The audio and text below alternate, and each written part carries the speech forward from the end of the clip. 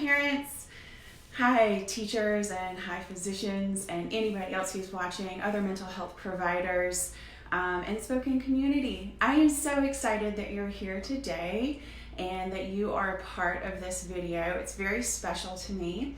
I want to just first start off with the fact that I opened my practice in March of 2019 this year, and I am so happy to be a part of the Spokane community.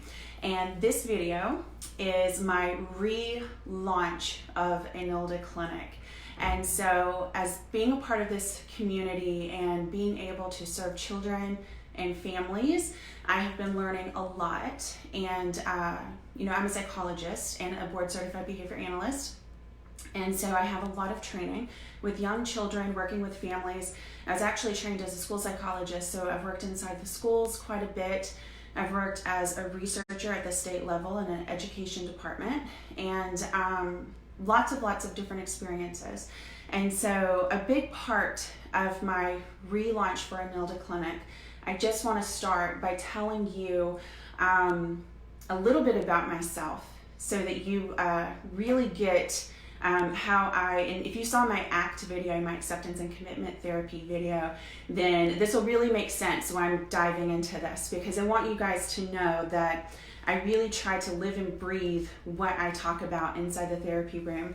And so I want to tell you a little bit about myself and why I'm doing this relaunch. And that a big reason, the overarching reason, is that I want Enilda Clinic to be the hub for best practices, evidence-based practices, and compassionate care for children and their families, where parents feel listened to and where we can give good quality recommendations and interventions that can be carried over into the school environment so that children are truly receiving change in their world and improvement.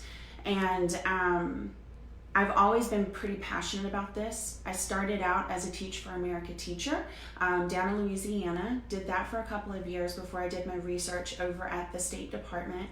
And then I started my graduate training over in Georgia, which is why I have the funny accent.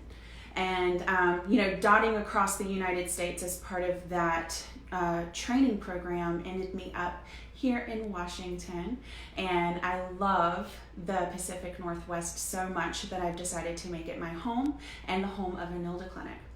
And so another big thing that's a value for me and that I have really implemented and incorporated into Enilda Clinic is just the science of it, right? So like passion is one thing and really loving children is one thing, but the science of psychology and of behavior is, I don't know, it's really like the thing that keeps me like going. I love the investigative quality of doing assessments, and even in therapy, being able to figure out how to make the data come alive so that I'm really helping a patient to experience that, feeling better and helping that family to feel better.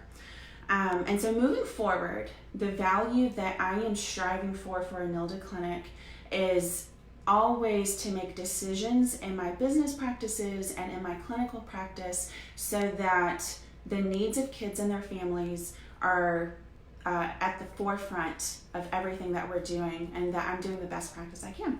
So with that, I've made a lot of changes recently. If you've had any interaction with me, you know all about this. But I'm relaunching so that the online community gets to know this too. So the big first change is comprehensive assessment. So comprehensive assessment will no longer be limited in time or content coverage because your insurance doesn't think it's necessary. So that is one tenet that we are now going to live by at Enilda Clinic. So what does that mean? Well, let's think about the things that tends to drive parents crazy about psychological, neuropsychological, or psychoeducational assessment. For one, here in Spokane locally, the wait list is really, really long, and it's pretty hard to get in for a psychological assessment. And another big thing that's pretty difficult is that it's really hard to get the answers that you're searching for. A lot of parents want to not just get a diagnosis, because that doesn't tell you what to do to help your child, but what they really want is to know specifically, how does my child think, and what can I do to help my child to experience success in the classroom or socially, or to manage their emotions and start to experience independence.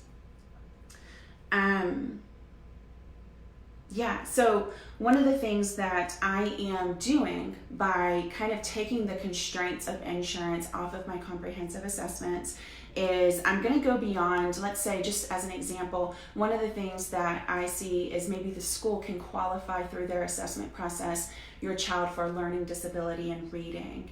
And you're wondering, well, is that dyslexia? Dyslexia means a specific thing. There are even types of dyslexia.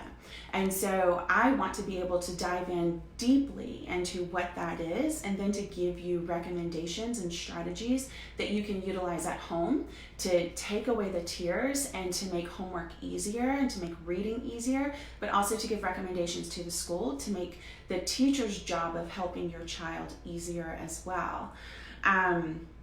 And sometimes the schools can feel a little bit hesitant to use terms like dyslexia.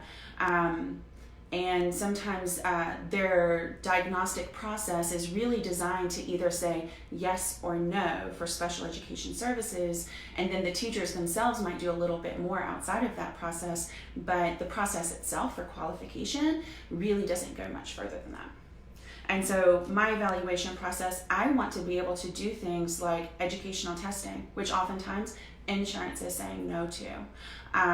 Or sometimes, going on to the next point, it just takes a little bit longer.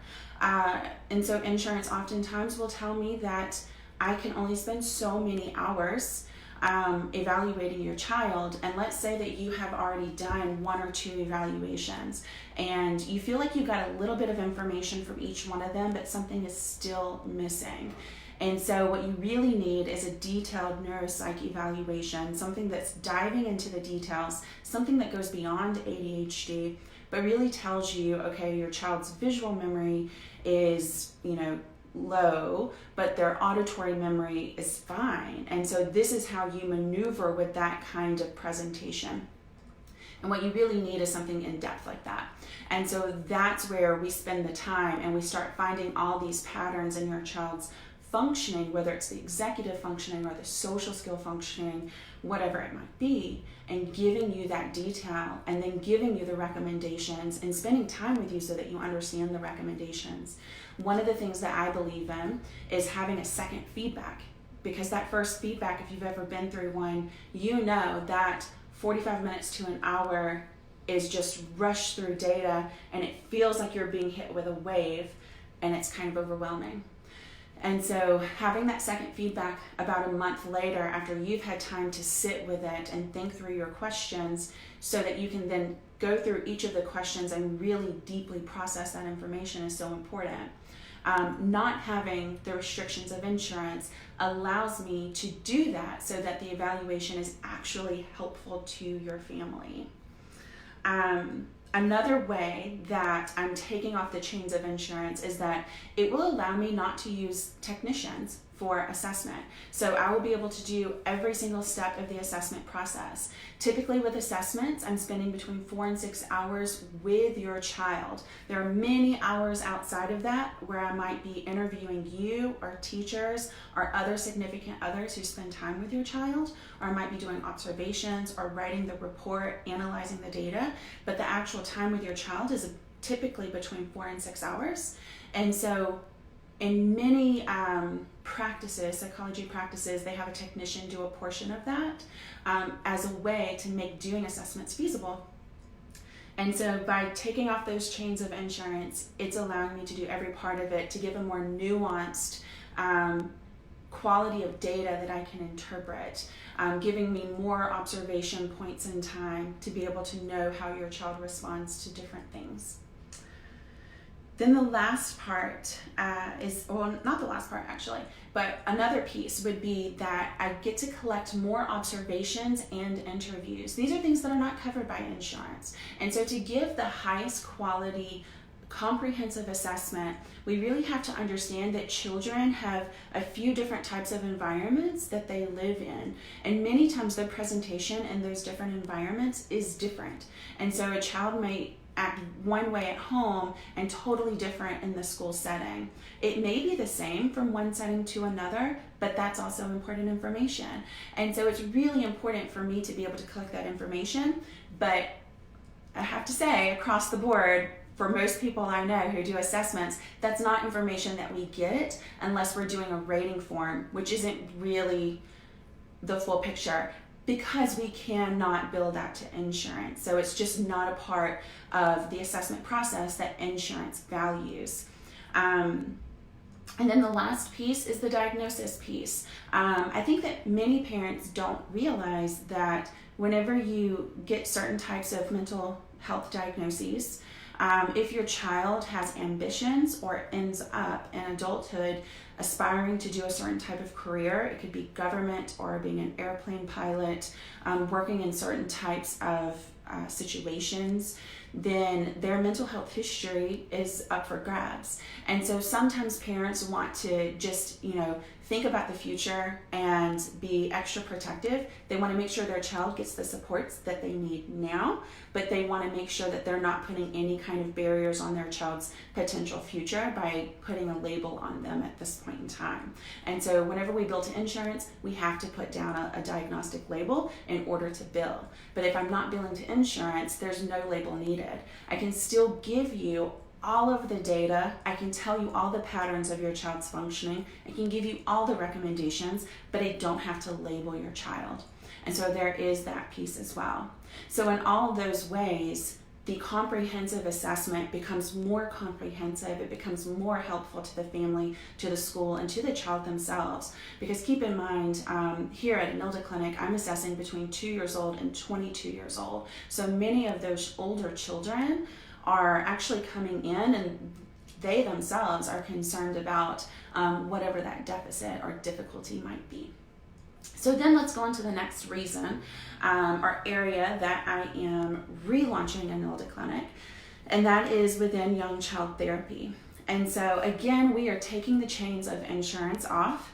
And what this does is it allows a couple of different things. One is it allows for the limitations of location for therapy to be removed.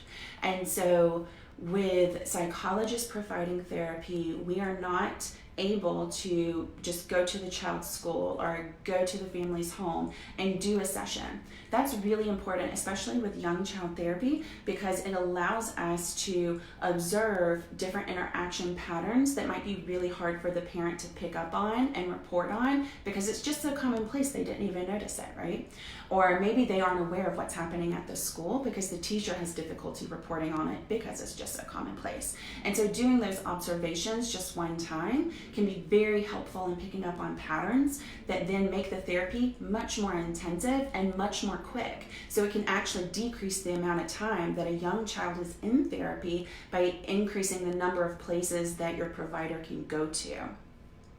The next way that your therapy process is more intensive by removing insurance is by adding phone calls.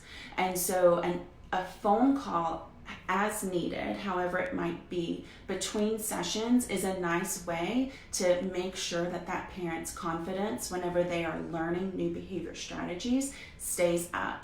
And that's what we really want. We want parents to really have the confidence to use those new strategies with fidelity until they're doing those strategies independently.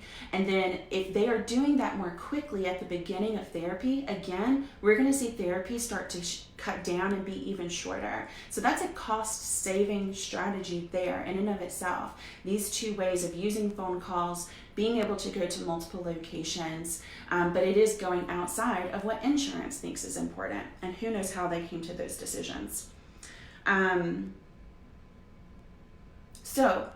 Again, our third reason within young child therapy that we are moving outside of the constraints of insurance is that it allows us to not provide a diagnosis for those families that are wanting to just add that extra layer of protection to their child's future in case their child decides to go into a career where their full medical history is going to be evaluated. I know it sounds silly, and it won't always happen, of course, but sometimes it does.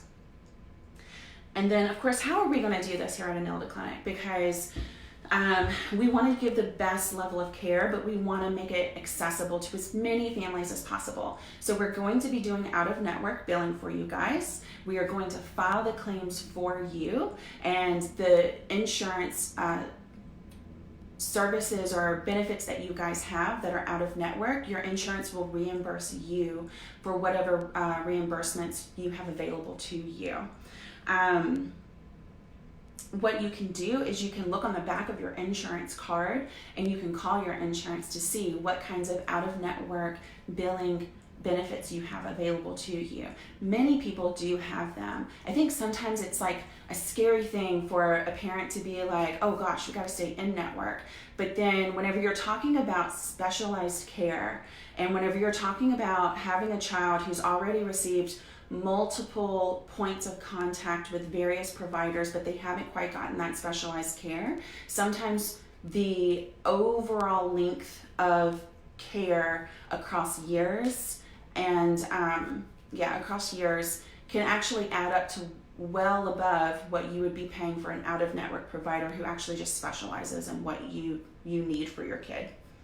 So all of this brings us back to the relaunch of Enilda Clinic. I am extremely excited to be able to provide this high intensity, high quality, comprehensive care through good assessment and good young child therapy.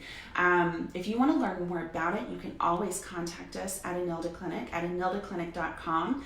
And what I'm offering actually as a part of this celebration, I'm sure I'll be talking about this more over the next month or two, but I'm kind of considering the relaunch happening over December and January. And so if you would like to try out this new comprehensive assessment, I'm offering a 20% discount on the assessment if you do it during the month of January. We have a few spots available, and to get an assessment, you first need to see if that's something that would be a good fit for your child. To do that, you have to do an intake appointment.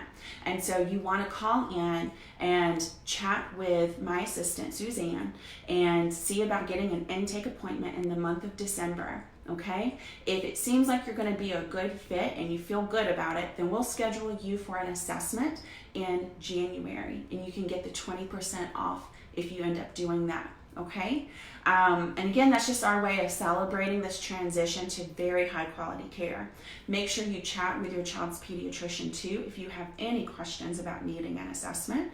And the number for Suzanne is 509-844-0002. Okay, I think that's it. All right. Thanks for joining me today, and have a happy Thanksgiving and a happy holiday season and a happy New Year. All right, bye.